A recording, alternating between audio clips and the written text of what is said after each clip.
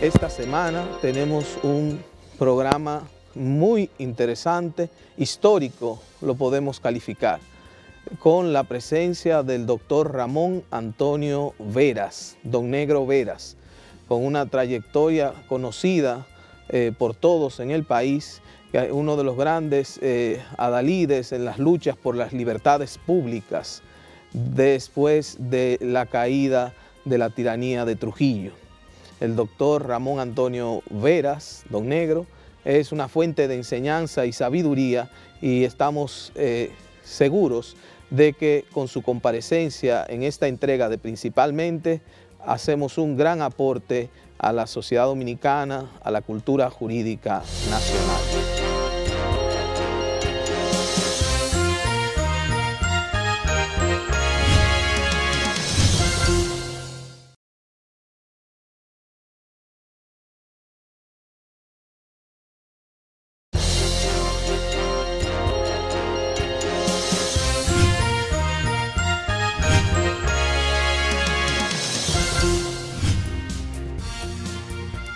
Saludos amigos de Principalmente. Hoy nuestro programa se llena de gala porque contamos con un invitado muy especial. Se trata del doctor Ramón Antonio Veras, Don Negro Veras, una persona que goza de un prestigio tanto como abogados de los tribunales de la República, dado su dilatado ejercicio profesional, como también entes de la sociedad dominicana, que ha mantenido toda una trayectoria de lucha por el asentamiento de nuestra sociedad y ha abogado por los mejores valores de la misma. Vamos a tratar con el doctor Ramón Antonio Veras sobre tópicos importantísimos que tienen que ver con el quehacer jurídico de nuestro país, básicamente con el ejercicio de la carrera del derecho, los niveles que ha llegado hoy día y qué debemos promocionar para adecentar en República Dominicana el ejercicio de la abogacía, que ciertamente ha alcanzado niveles sumamente preocupantes al día de hoy. El doctor Negro Veras, que inició su ejercicio profesional en aquellos años difíciles y de lucha en nuestro país y que tomó partido sobre todo en la lucha por las libertades de aquellos presos que eran presos verdaderamente políticos, no eran delincuentes comunes, sino que eran personas que por sus ideas, por sus luchas libertarias y sobre todo por su lucha de reivindicación de los mejores intereses de la inmensa mayoría del país, iban a prisión. Y el doctor Ramón Antonio Veras era uno de los abogados de vanguardia en defensa de los derechos de esos presos políticos, conjuntamente con otros abogados. Para mencionar un caso de ello, el doctor Abel Rodríguez del Orbe, que son hermanos y compañeros de tribuna de toda la vida. Doctor, la verdad es que para nosotros, el licenciado Olivo Rodríguez, el licenciado Ramón Núñez y un servidor, es un honor tenerlos aquí en este programa que tiene una tendencia educativa, un aporte a la sociedad dominicana con ideas y sobre todo ideas dentro del marco de lo que es el ejercicio y la promoción del derecho en nuestro país. Para mí, personalmente, es una satisfacción comparecer ante este programa, pero fundamentalmente compartir con ustedes, con Olivo, con Ramón, contigo, Radamés. Pero también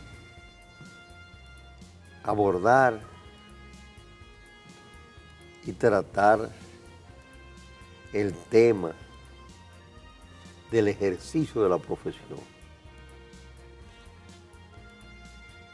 Yo formo parte de lo que se ha definido como la promoción de la libertad.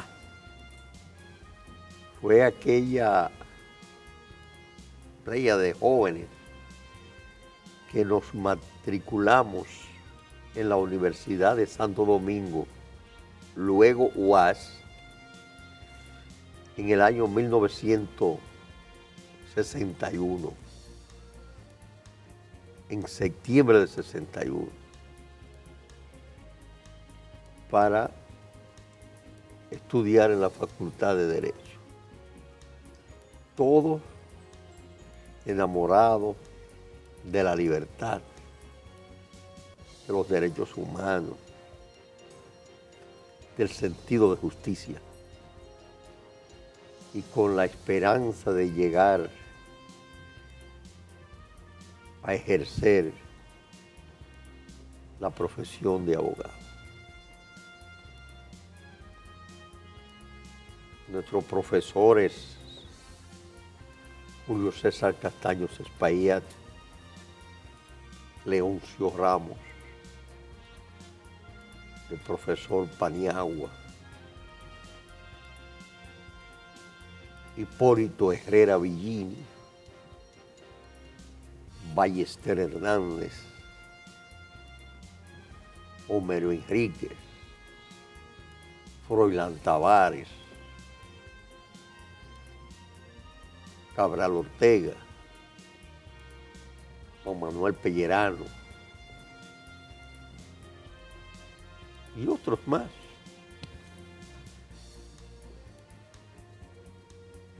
Por coincidencia, cuando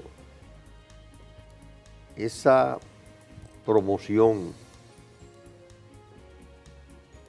recibe el título de doctor en Derecho, hacía pocos meses se había instaurado en el país el conocido régimen de los 12 años, que tengo la creencia de que en los últimos 50 años de la vida política, social e institucional del país, esa ha sido la etapa más difícil, de mayor fragilidad de los derechos humanos y las libertades públicas. Y en esa coyuntura comenzamos a ejercer. Ahí estaban Julio Aníbal Suárez, Porfirio Hernández Quesada, y hacía pocos meses ya se habían graduado Virgilio Bello Rosa, Abraham Bautista, el cantor, y Orlando Rodríguez. Y se encontraba en el país, luego de regresar del exilio, el doctor Abel Rodríguez de la Orbe. Entonces, nos correspondió insertarnos en los tribunales a defender a los presos,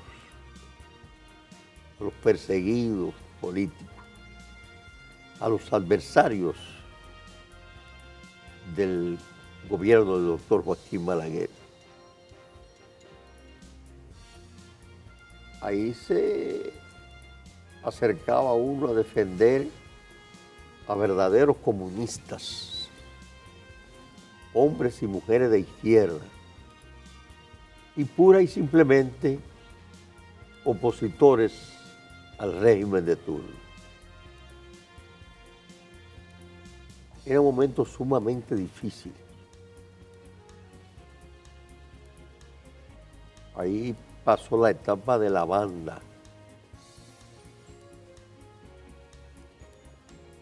Y cuando al perseguido político le hacía un allanamiento el servicio secreto de la policía, el fiscal al servicio del servicio secreto, se instrumentaba el expediente en el servicio secreto y muchas veces el juez también era del SS. Entonces, en ese escenario comenzó uno a ejercer.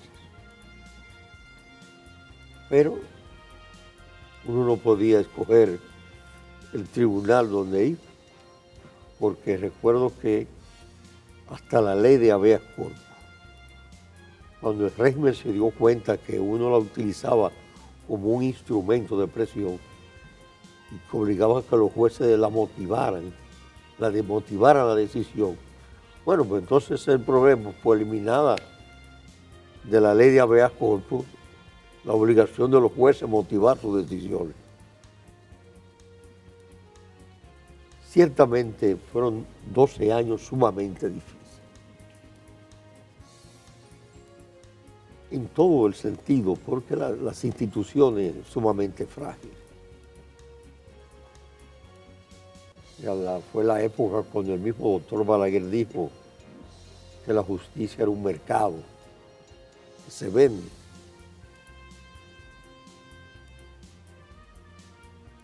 Y todo lo que participamos en esa época, vivíamos enamorados de la profesión. Recuerdo que de esa generación surgió la idea de celebrar el primer Congreso de Abogados y Abogadas de la República Dominicana. ¿Ese fue que se celebró en Bonao? No, aquí en la capital. Y recibió el nombre de Congreso de Abogados Virgilio Bello, porque 2 días antes del inicio del Congreso fue hecho prisionero Virgilio Bello. Y acordamos ponerle al Congreso el nombre Congreso de Abogados y Abogadas Virgilio Bello. Ese fue el primer Congreso, fue aquí en la ciudad capital. El segundo se efectuó en Santiago y el tercero y último en Bonao. Entonces de ahí que sale, don Negro, la idea de la formación de la Asociación Dominicana de Abogados. No, ya existía ADOMA. Ah, ya existía. ADOMA surge como consecuencia de la desaparición física de Trujillo. Fue la primera organización de abogados que surge en el país. Ya en la década del 60, principio de la década. Uno de los primeros años del 60, de ahí, de la década del 60, surge ADOMA. Correcto. Creo que uno de los fundadores de ADOMA lo es el doctor José Joaquín Vidó Medina. Vidó Medina, estaba Bienvenido Mejía, estaban Sánchez Córdoba, bueno, todos esos abogados de esa época. Luego surge Santiago en junio del 67, la Asociación de Abogados de Santiago, que llegó a tener un gran prestigio. Luego se motivaron la formación de asociaciones en Moca, en Baní, en San Pedro de Macorís, en Puerto Plata. Usted fue presidente de la Asociación de Abogados de Santiago. Yo fui de los fundadores de la asociación y en 2 ocasiones fui secretario y en 2 ocasiones presidente. En esa época se le dio mucho calor a la Asociación de Abogados de Santiago. Estaba Salvador Jorge Blanco, Julio Genaro Campillo Pérez, Marcos Cabral, José Augusto Vega Inver, Luis Armando Vircán Rojo, Rafael Reyes Martínez, Manuel Vega Pimentel, Ambiori Díaz Estrella, Ramón Tapia Espinal, Joaquín Ricardo Balaguer, Lides Rosario, toda una playa de abogados de esa época. Mucho prestigio tenía la asociación. Y así se fueron fortaleciendo hasta que en el segundo congreso planteamos la necesidad del colegio de abogados. Correcto. Y fue de esos congresos salió la idea del colegio de abogados, un organismo para defender los intereses de los abogados y abogadas del país.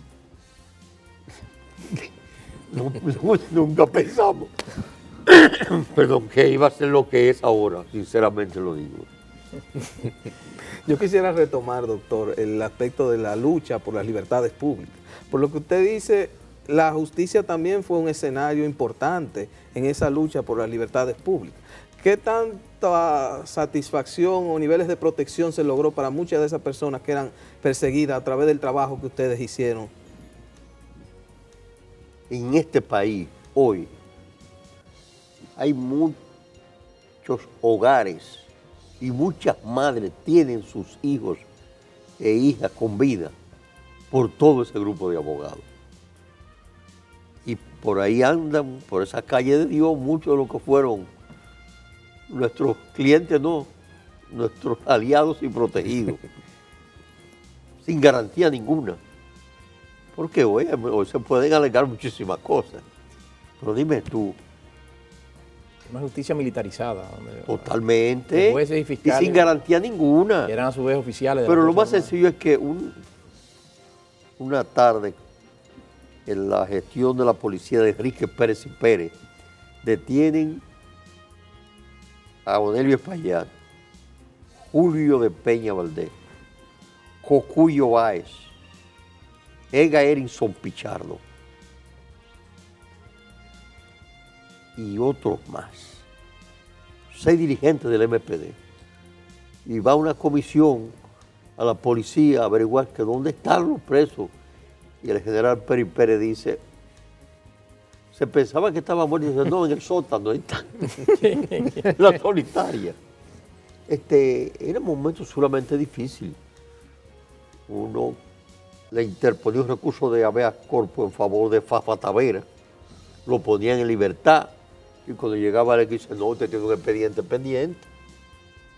O sea que aquí hay muchas personas que todavía viven, que están con vida por esa generación de abogados y abogadas que se la jugaron, sin preguntarle de qué partido tú eres, porque eran de todos los partidos. Entonces, porque también habían abogados de todos los partidos. Nosotros no le preguntábamos de qué partido tú eres, sino simplemente lo defendíamos porque sabían que eran perseguidos.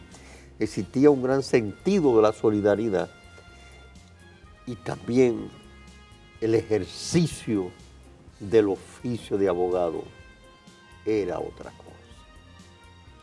Nosotros fuimos a los tribunales a defender a los perseguidos políticos, a defender las libertades públicas, a los barrios, a penetrar en los clubes culturales, que era una polea de transmisión entre las inquietudes del barrio y los órganos del Estado.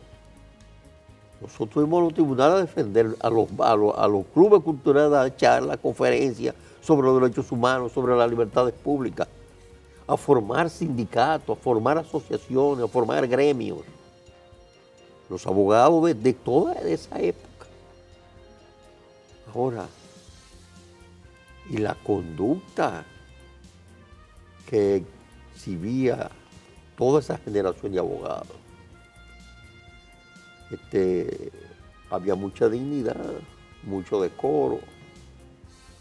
No existía el colegio, ni existía un tribunal disciplinario, pero no se conocían todas esas cosas feas que hoy dicen mucho de lo que es el ejercicio del oficio de abogado decente. Esta mañana yo estaba en un programa y estaba hablando sobre un libro que voy a poner en circulación sobre la vida mía. Y el productor del programa me dice, negro, si tú vuelves a nacer, otra vez escoge el oficio de la profesión de abogado. Yo jamás. Y yo cuando vine a la capital, yo pude matricularme en la Facultad de Ingeniería, porque yo era bachiller en matemáticas. Yo pude escoger la carrera de medicina porque yo era bachiller en naturales. No, yo escogí la de Derecho porque él también era bachiller en Ciencias Sociales. Y viví enamorado de mi profesión. Pero yo creo que es posible que le miente la mamá. Si yo vuelvo a nacer y me dicen, no, dejemos eso. Y conste que la profesión de abogado me ha dado lo que yo no le he pedido. Y hubiéramos pedido un gran abogado, además. Pero no. hoy yo digo que estoy metido en los tribunales, más por el caso de mi hijo que por el ejercicio. Y no es que me sienta mejor ni peor, pero como que ya no nos entendemos. Hay una generación de nosotros como que no se entiende postulando ante determinados jueces, porque tal vez la dinámica del derecho tiene otro sentido. Los textos tal vez no son los mismos, porque tal vez hoy hablar de Yocerán, de Planiol, de Ripper, eso son cosas del pasado. ¿Entiendes? Hay gente que se conforma con estudiar la ley 834 y de ahí no se sale. Pero, ojo, no es la profesión de abogado, ni son los abogados, ni es la carrera de derecho. Porque yo digo, son los abogados fruto de la sociedad dominicana de hoy. Don Negro. Y nosotros fuimos los abogados de la sociedad dominicana de ayer. Don Negro, la verdad es que con usted tenemos todo un abanico de experiencia vivida. Primero en esos primeros años de ejercicio de su carrera, pero luego de toda su trayectoria profesional y sobre todo su participación en el gremial en la formación de esas asociaciones de abogados y del propio Colegio de Abogados. Vamos a seguir hablando de todos esos aspectos después de una breve pausa.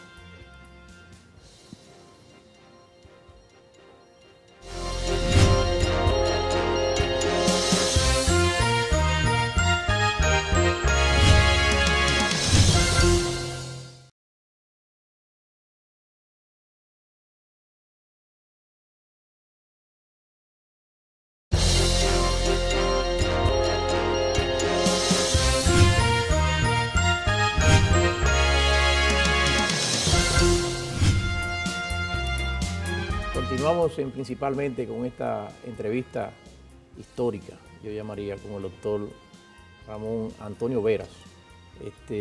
Un testimonio de vida, de ofrenda al país por las mejores causas y las libertades públicas. Precisamente esos años oscuros de los llamados 12 años del doctor Balaguer dieron su final el 16 de agosto del año 78, cuando se juramenta don Antonio Guzmán como presidente de la República. Y en ese contexto se genera la ley de amnistía de los presos políticos, ¿no? Y que también posibilitó también el retorno de decenas de exiliados a la República Dominicana, y se introdujeron otras importantes reformas impulsadas en ese entonces por el senador Salvador Jorge Blanco, a la ley de habeas corpus, porque entre las técnicas que se utilizaban en el ámbito del gobierno de los 12 años era precisamente que para inutilizar la figura del habeas corpus, bueno, pues se dictaba rápidamente una providencia calificativa. Entonces allí se produce una reforma importante en ese ámbito a los fines de que aún con providencia calificativa, ¿no? Y que en materia de habeas corpus no solamente fuera apreciar la ilegalidad de la prisión, sino también que el juez de habeas corpus se le permitía apreciar realmente si existían o no indicios. ¿Cómo reciben ustedes esa generación de abogados que luchó prácticamente contra lo imposible, ¿no? en esos 12 años? ¿Cómo recibe esa nueva etapa de la vida nacional en un ambiente ya más respetuoso del clima de las libertades públicas? Bien. Uno de los abogados más activos y que le dio más vida a las asociaciones y gremios de abogados en la década de finales del 60 y toda la década del 70 fue el doctor Salvador Jorge Blanco. Hizo un gran trabajo y un gran aporte. En el año 1977, en la convención del PRD, Los últimos que participaron en esa convención hasta las 3 de la madrugada en la Asociación de Detallistas aquí en la capital fue entre Salvador Jorge Blanco y Antonio Guzmán, resultando don Antonio electo candidato a la presidencia. Había un cierto disgusto y Peña Gómez, con el temor de que Salvador no fuera arrastrado por sectores reformistas y grupos independientes, le propuso a Salvador que aceptara la candidatura a senador por el Distrito Nacional y la aceptó y resultó electo. La ley, el proyecto de la ley número 1 que permite el regreso de los exilados y es la ley de amnistía, el proyecto lo hice yo. Y Salvador fue el que lo sometió al Congreso. Interesante, no sabía ese dato. La ley que le dio la nueva fisonomía a la ley de habeas corpus y eliminando del pasaporte aquel estribillo, este es válido para todas partes del mundo, excepto Rusia y sus países satélites. Fui yo que hice ese proyecto, revisado también por Wenceslao Vega, y lo presentó Salvador Jorge Blanco. Eso está reconocido por Salvador en una entrevista que le hizo la revista Renovación del año 79. Entonces, con esto quiero significar que para nosotros fue de gran alivio, de gran satisfacción, y lo vimos como un logro, la llegada del PRD al gobierno, con Salvador como senador, ya que él venía de todo ese movimiento de juristas que luchaban por un nuevo orden legal en la República Dominicana. Y Salvador fue la persona que en su oportunidad promulgó en la ley del Colegio de Abogados. Sí. Entonces, todos esos planteamientos que se hicieron en esa época demuestra la inquietud y la receptividad de todo ese movimiento de juristas. Y lo digo, encabezado por Salvador Jorge Blanco. Y luego él, en el representante del Poder Ejecutivo, lleva a la práctica. Entonces, eso te dije a ti, Olivo, que se hizo un gran movimiento en el que trabajó Cabral Ortega, Rafael Valera Benítez, Fefe Valera, sí, y otros abogados más.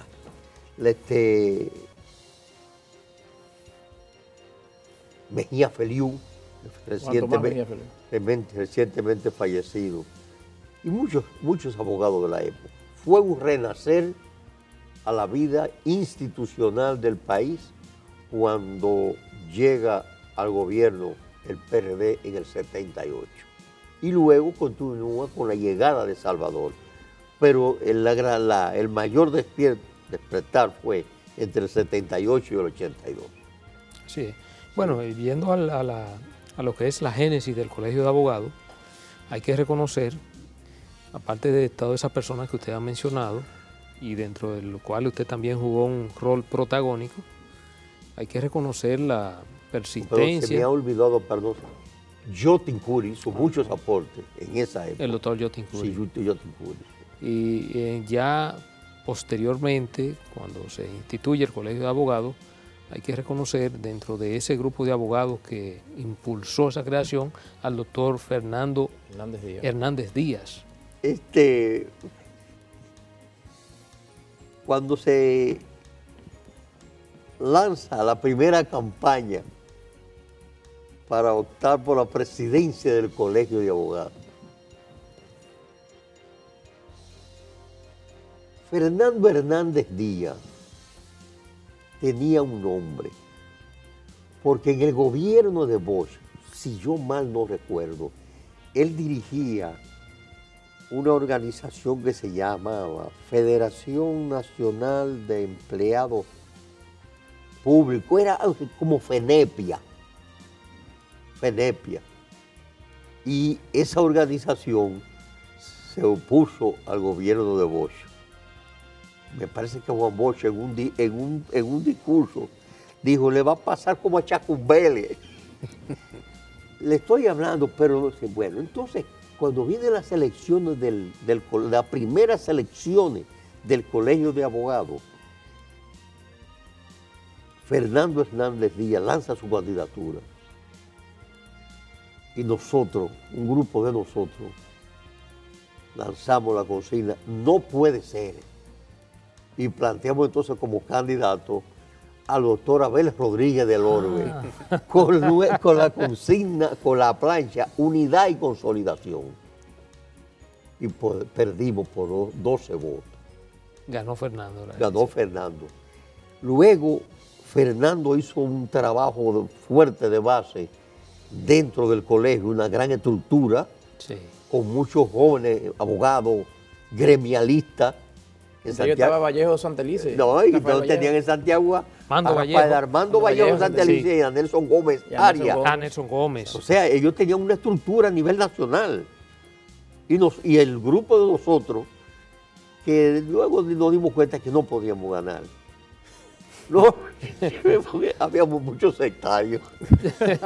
Y creíamos en un colegio químicamente puro. Fernando era más de consenso. Sí, fueron más prácticos ellos. En la segunda ocasión, otra vez nos enfrentamos la plancha de Fernando Hernández Díaz y nosotros llevamos como candidato al doctor Julio Aníbal Suárez. Y perdimos por menos votos otra vez, por una cuestión mínima. Se iban acercando. Sí. Pero era una estructura, tremenda. En la tercera ocasión perdimos otra vez, porque llevamos de candidato a otro que era más sectario. A Porfirio Hernández Díaz. Porfirio Hernández Quesada. Hernández Quesada. Sí. Pero esa fue una época también muy bonita. Yo recuerdo como estudiante de Derecho, ya siendo presidente el doctor Jorge Blanco, el colegio surge, se gesta ahí dentro de su administración, la huelga famosa de los jueces que duró 23 días. Y el resultado, yo participé, recuerdo, en el desfile por toda la calle El Conde en aquella época, yo era estudiante, pero era todo aquello muy, muy bonito. Y de ello devino como resultado que el doctor Jorge Blanco le confiriera la verdadera autonomía administrativa a la Suprema Corte de Justicia, con un decreto que se extendió, porque hasta ese momento la Procuraduría General de la República era que manejaba todo el presupuesto del sistema de justicia y dependía hasta del suministro de papel, etcétera, todo eso. Sí. Y entonces, siendo don Manuel Vergés Chupani, presidente de la Suprema Corte de Justicia, el presidente Jorge Blanco dicta un decreto en el que se transfiere, ¿no?, el manejo administrativo del Poder Judicial, que sentó las bases para leyes que vinieron luego a consolidar esa autonomía, pero eso se logró en el contexto también de esas luchas y de esos ideales, porque al fin y al cabo habían unos ideales de transformación, de mejora del sistema de justicia, sobre todo partiendo, ¿no?, de esas experiencias negativas donde lo que existía era la negación del derecho, porque tú podías invocar cosas, pero en la práctica te farseaban los procedimientos, etcétera. Pero fíjate, Olivo, Ramón, la realidad es que el ejercicio, la profesión de abogado va a existir. Pero entonces, ¿qué hacer? ¿Seguir dejando que se siga deteriorando? No puede ser. No puede ser. Yo no le atribuyo el deterioro en el comportamiento del ejercicio de la profesión de abogado a los abogados en sí. Mi opinión es que estamos viviendo bajo un ordenamiento social que genera abogados, médicos, ingenieros, ciudadanos, con una serie de vicios, defectos, que poco importa que sean profesionales. Inteligentes o no. Maestros. No, es que no es así. Yo digo que la sociedad genera una serie de fenómenos que lesionan el comportamiento y eso toca la conciencia no solamente de los profesionales, sino de del hombre y de la mujer que vive en esta sociedad. Entonces, yo creo que no podemos aspirar a tener abogados con una conducta especial si la sociedad tiene muchos vicios que lo toca diariamente. Y entonces tú dirás, entonces nos llevamos los abogados para Suiza. No. Hay que cambiar de rumbo la sociedad. Yo creo en eso. Cambiar de rumbo la sociedad. Porque el abogado forma parte de la sociedad grande, pero sale de una sociedad chiquita que es la familia, que también está agrietada. Entonces, si de esa sociedad chiquita, que es la familia, tú sales con vicios, taras, debilidades humanas, y tú entras luego a la sociedad grande, tú arrastras todo esto. Entonces, tenemos que luchar por relanzar la sociedad dominicana. Construir otra en otro lugar, no, aquí mismo. Hay que renacer. Sí, porque el comportamiento de los abogados hasta el 1960, hasta el 1970 no es el mismo del 70 hasta hoy. Y ojo, estoy comprendiendo la era de Trujillo. Yo creo que ese abogado del 30 al 70 difiere totalmente en comportamiento como profesional del derecho y como ciudadano a los formados del 70 hasta hoy. Es posible que yo esté equivocado, pero ustedes, principalmente tú, Olivo y Ramón, que han estado insertados en las universidades, más que yo, porque yo, cuando quise ser profesor, me afuerearon. Sí, en vez de Grullón y a mí nos declararon desierto unas oposiciones. Sí, porque no cabe. Bueno, o sea, ustedes tienen que saber y tienen más claridad que yo para saber lo que yo estoy abordando. Porque yo le puedo decir que comencé a ejercer en el 67 y conozco hasta ahora. Pero el tío que me crió a mí fue secretario de la Fiscalía de Santiago en la década del 40. Y yo viví en ese mundillo de la justicia de Santiago. Y yo veía lo que era un abogado, y lo que era un juez, y lo que era un representante del Ministerio Público en la era de Trujillo. Que no hay que explicar lo que fue aquel régimen. Y no me corresponde a mí medir la conducta de sus abogados. Ellos eran abogados de esa época todavía. Y de esa década del 30, 40, 50, 60. No hay mucho, pero hay. Bueno, el doctor Pina estuvo invitado con nosotros hace unos... El doctor Pina. Hace unas que cumple 67 años de ejercicio profesional. Ejercicio, ¿eh? Sí. Sí. Intenso. Sí. Y Pina participaba también en todos los congresos y cosas. Sí. Abelito es un abogado de la década del 50, que se graduó. Abelito se graduó en la década del 50. Hay muchos abogados de esa época. El doctor Marino Vinicio Castillo. Marino Vinicio Castillo, Vincho. Y hay muchos abogados. Y yo te digo a ti, en ese ejercicio intenso yo tuve en la década de 60, 70, 80 y 90, viajando por Puerto Plata, San Francisco, Mao, Dajabón, Montecristi. Con la mochila. Sí. Y uno se trataba con los colegios, uno sabía. Y hoy te digo a ti, toda grima. Es difícil. Yo pienso, doctor, y siempre se ha debatido, que ha habido, bueno, se ha popularizado el estudio del derecho en República Dominicana y sobre todo con la creación de múltiples facultades de derecho. Tenemos facultad de derecho en cualquier provincia del país. Usted va a Dajabón y hay una facultad de derecho. Usted va a Montecristi y también hay una facultad de derecho, cosa que no la podemos ver mal, que la podemos ver bien. Ahora, yo lo que creo que hay que cualificar, y se ha hablado, incluso el doctor Abel Rodríguez del Orbe es uno de los abanderados de que eso hay que remitirnos las autoridades, sobre todo las autoridades que tienen que ver con el control.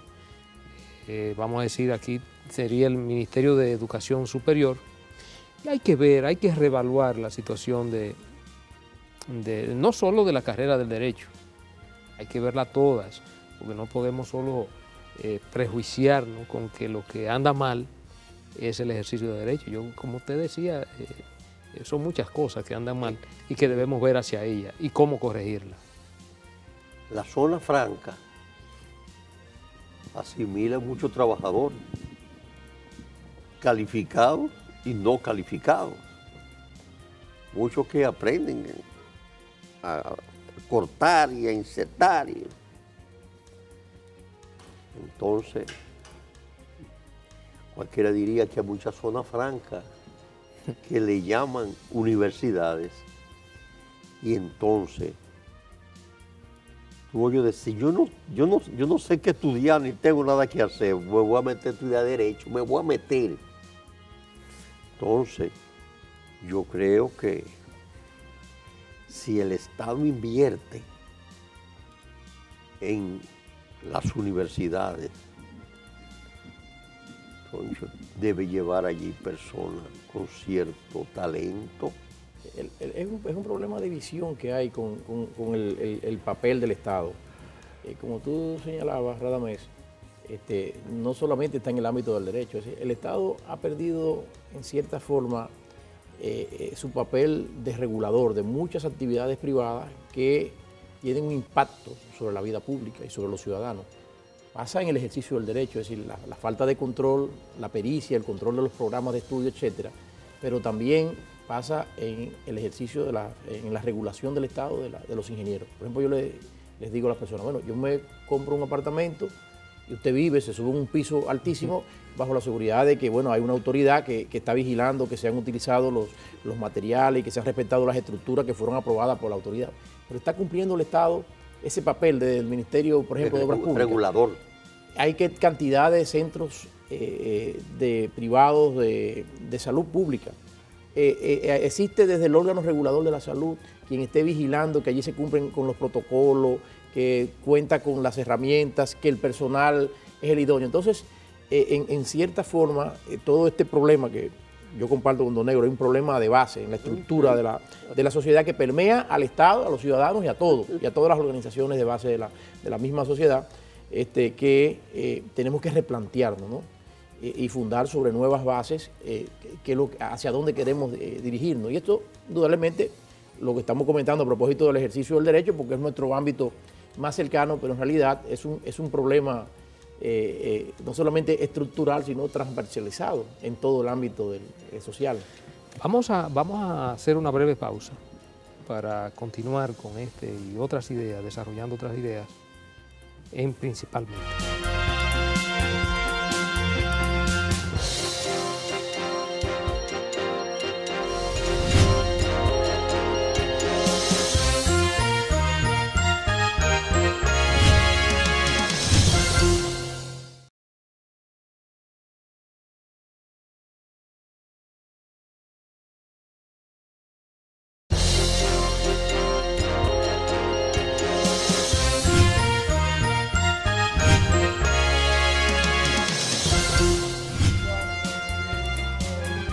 Seguimos conversando principalmente con el doctor Ramón Antonio Veras, don Negro Veras, y veníamos hablando del ejercicio de la profesión, la masificación de las universidades, y hay quienes plantean, doctor Negro Veras, que quizás una forma de asegurar mayor calidad en quienes ingresan a la profesión sea que sean sometidos, luego que cumplan sus estudios universitarios, a un examen de habilitación para otorgarle la autorización ya para practicar el derecho. ¿Usted favorecería una medida de esta naturaleza? Ramón, yo creo que el Estado tiene que intervenir en el asunto de la matriculación en las universidades.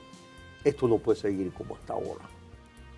Todo el que quiere insertarse en una facultad porque dice que yo soy un tigre muy vivo, yo no es para abogado, no, así no. Porque es muy vivo. Si no, esto no es vivo, ni de tigraje, no. Sinceramente le digo, el Estado tiene que tomar partida en regular el asunto de las universidades, Esto no puede seguir como hasta ahora. La mediocridad no puede tener imperio. Yo considero que para usted dominar la ciencia jurídica, usted necesita talento, usted tiene que ser un hombre formado para conocer de cómo está estructurado el Código Civil, de por qué el Código Civil comienza con la introducción al derecho, las personas, etcétera, etcétera. No, y entonces usted no puede salir de ahí como un mecánico a buscar que un modelo, no, sino. Yo creo sinceramente que sin aspirar a una profesión de élite, hay que regular el insertarse en una facultad, no solamente de derecho, en la medicina también, los estomatólogos, la agronomía. Usted no puede, a mí me gustan mucho los perros, yo me voy a... No, así no. Voy a ser veterinario. Así no. Estos colmadones que están aceptando a todo el mundo y que engañan a muchísima gente diciéndole, sí, tú estás vestido como profesional de tal cosa. No, tú no eres nada. Usted es un farsante, usted es un falso, usted es un impostor. Por eso entonces tú ves que después hacen diablura para fulano, porque uno no espera que todos los días salga de la universidad una lumbrera como fulanito de tal, que uno sabe que domina la ciencia jurídica. Pero lo que está saliendo ahora es... Tiene que haber un mínimo. Un mínimo. De información. Y lo de ayer no es que tenían más talento, no, eso no. Pero había más rigor. Más rigor. Ahora bien, todo eso también viene de atrás. Es de origen que viene el asunto, porque lo que viene de la escuela pública no es el mismo que viene del colegio privado. O sea, son una serie de cositas que lo estamos viendo allá, ¿no? La cosa hay que comenzar, es en el origen que hay que ver el fenómeno. Y lo que... pues si usted no puede ser médico, abogado, ingeniero, porque usted no domina la ciencia jurídica, la ciencia física y matemática, bueno, pero usted puede dar para ser un buen técnico y tiene habilidad para eso. Sí. Eso es así. Y entonces eso tiene que ver mucho con el asunto del Estado. Pero parece, don Negro, que ciertamente ha habido una caída en picada de lo que es la calidad de la educación superior y básicamente de lo que tiene que ver con el tema que nos concierne, el tema del derecho en República Dominicana. Porque tal y como usted lo manifestaba iniciando el programa, usted hizo mención de profesores que usted tuvo en la Universidad Autónoma de Santo Domingo que eran lumbreras del derecho en República Dominicana. Usted habló de un Hipólito Herrera Villini, usted habló del profesor Paniagua, usted habló de Florian Tavares, de Leoncio Ramos, Julio César Castaño Espaillat, personas que lo mínimo que habían escrito 2 o 3 tratados de derecho y que eran consagrados académicos. Ahora, ciertamente la calidad en sentido del personal que tiene la responsabilidad de enseñar en la universidad es sumamente cuestionable. Pero además hay otro problema, se pudiera considerar también un problema de origen, es que no todo profesional preparado, capacitado, con maestría, con máster, se estimula a ir a dar cátedra a una universidad, porque la verdad es que tiene que tener una alta dosis de vocación porque es muy poco lo que pagan. Eso es cierto, eso es cierto. Entonces, son aspectos que yo creo que deben ser tomados en cuenta, que hay que producir toda una discusión en el país sobre la educación superior en sentido general y que ahora en el gobierno del presidente Danilo se están dando pasos muy importantes en lo que tiene que ver con la educación básica, que va unido al presupuesto de educación que se está dando, pero sin embargo vemos que ahora hay un asunto que también hay que volcar las miradas hacia allá, porque como usted decía, es un mal de origen, esto viene de la escuela básica, no es la misma escuela de hoy que incluso en la escuela que yo me formé. Esos profesores eran verdaderos maestros, eran sacerdotes del magisterio. Yo puedo decirlo porque incluso tengo todavía muchos maestros que fueron mis maestros de primaria que están vivos, pero eran lumbreras y además eran consagrados. O sea que usted tiene mucha razón cuando dice que el problema ciertamente no se le puede atribuir única y exclusivamente al derecho, sino que es un problema de origen serio, que debemos repensarlo, que debemos discutirlo en nuestro país y para ello hay que producir una gran discusión de todos esos aspectos. Yo veía con buenos ojos y aplaudido, pero yo veía el movimiento del 4%. Y yo decía, bueno, yo creo que si el 4 resuelve el problema, no debe ser el 4. Yo le daría el 400.000. Pero yo digo, no es el 4 el problema, ¿no? No. El problema es de fondo. El problema en las escuelas es grave. Lo que tuvimos la dicha de tener maestras y maestros en la escuela primaria de ayer y vemos hoy, eso deja mucho que desear. Y no es cuestión de que gana más o gana menos. Nosotros teníamos maestros. La mamá de Radamés Gómez Pepín, eso era una maestra, doña Ana Pepín.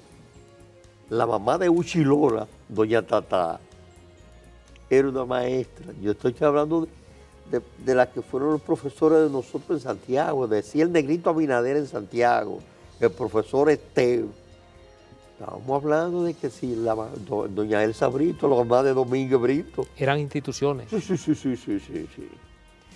Y de esos profesores de la UAS que yo te mencioné en su momento, Radamés, Olivo, Ramón, nosotros cometimos falta con profesores de eso.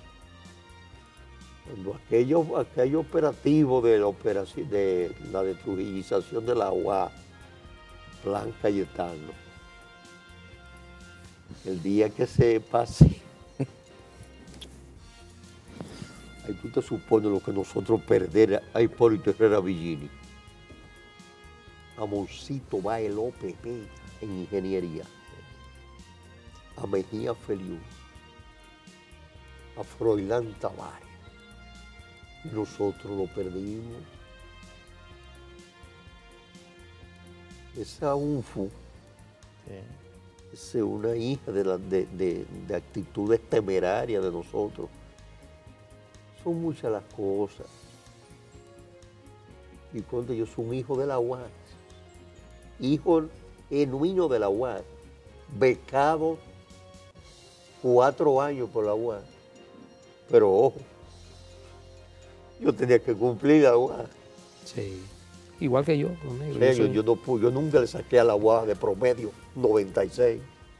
No, nunca. Porque yo tenía una beca. Y yo sabía que esa beca la pagaba el pueblo dominicano por mí, pero eso no se valora hoy. Eso no hay sentido de responsabilidad ciudadana. Yo no podía salir de Santiago e insertarme en la UAS porque yo era del PSP, y los del PSP o que era de Fragua, a recibir una beca de 40 pesos. Y yo sacaba una nota de un mediocre, de un 70, un suficiente. No. Yo me formé, no, yo tengo que sacar de 97 de promedio aquí. Porque un sentido de responsabilidad, pero eso, por ahí anda un señor y que tiene 20 años en la UAS. Pues, o sea, hay que pasarse dazo. Don Negro, la verdad es que con usted nos requeriríamos no solo una hora, varias horas y varios programas principalmente. Para nosotros, la verdad, Olivo, Ramón, un servidor, ha sido un verdadero honor. Este es un programa histórico, haber contado con su presencia aquí en Principalmente. Gracias. La calidad humana. Para mí el placer es mío. La grandeza de Don Negro. Así es. El sentido de la solidaridad, del afecto, eso es lo importante que hay que poner.